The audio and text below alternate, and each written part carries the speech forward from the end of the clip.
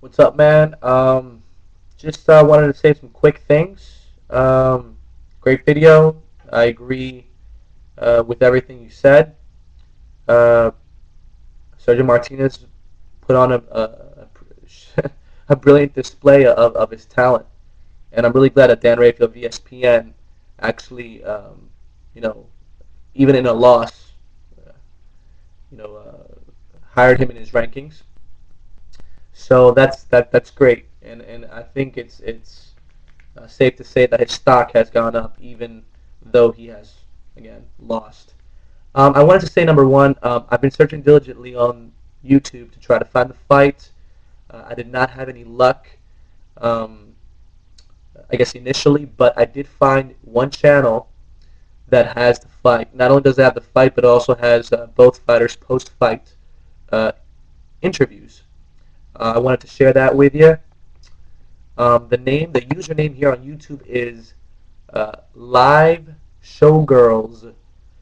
That's LIVESHOWGRLZ as in Zulu. So you might want to check it out. The quality's not so great. The volume's a little bit low, but it's the only place pretty much where I've been able to see the fight. The fight was here in my hometown of Atlantic City. Um, I could not see the fight. I had to work, but you know, it just it kills me. The fact that I couldn't see it, seeing as how it was right there. Borderline call. But but in any case, great analysis. You forgot to mention the fact also that Sergio Martinez did a beautiful, brilliant job of controlling the distance too. He really knew where he was at all times. I actually made a prediction on this video that Paul Williams would win by decision, specifically unanimous decision. I was wrong, obviously.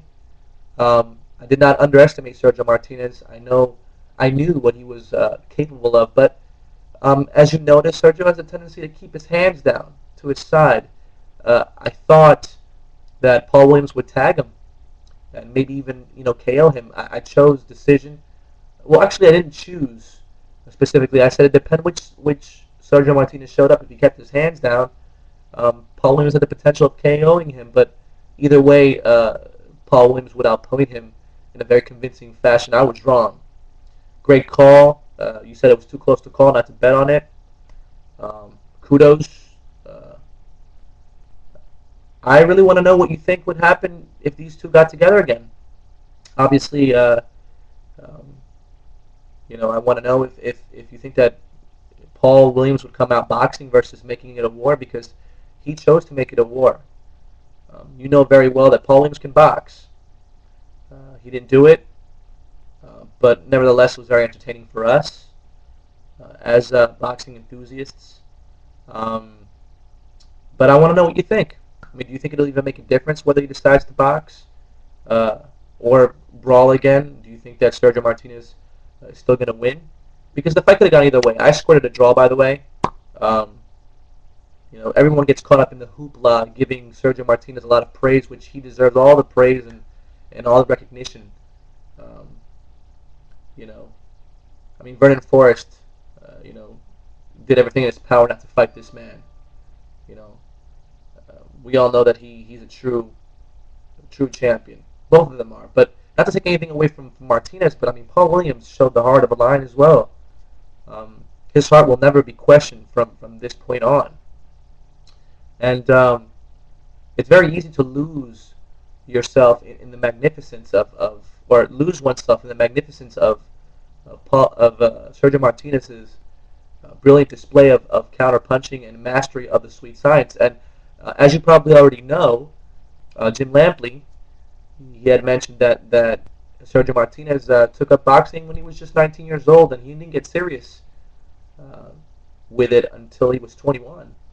So I think it's kind of interesting the fact that he has the ability to just learn the sweet science and at a very fast rate, and just in these 15 years that he's been boxing, it's amazing how far he's come. You know, he has the mind, the boxing mind and intelligence to master this sport that we hold so dear to our hearts. But yeah, I mean, uh, let me know what you think. Let me know if you think Sergio is going to beat Paul in a potential rematch. I doubt it's going to happen. And to conclude this video response, um, I mean, these two guys didn't have to fight each other. You know, Paul Williams didn't have to take this fight. Uh, I believe that it was the perfect set of circumstances for him to take it. I mean, he had no choice. He wanted to box before the year was out. It was a big risk that he took. Um, his promoters and his advisors are not stupid. They knew how dangerous this man was. I'm pretty sure Paul had a pretty good idea. So you got to give credit to Paul for taking this fight.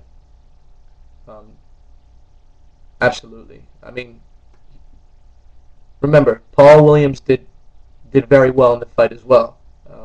A lot of us aren't giving him credit where credit is due. Uh, just want to throw that out there. And remember, the channel where the fight is on, if you don't know already, or maybe even write me a message and let me know if it's on another channel. I've been trying to find it. This is the only place I can find it. Live Showgirls, LIVESHOWGRLZ as in Zulu. So let me know, man. Later.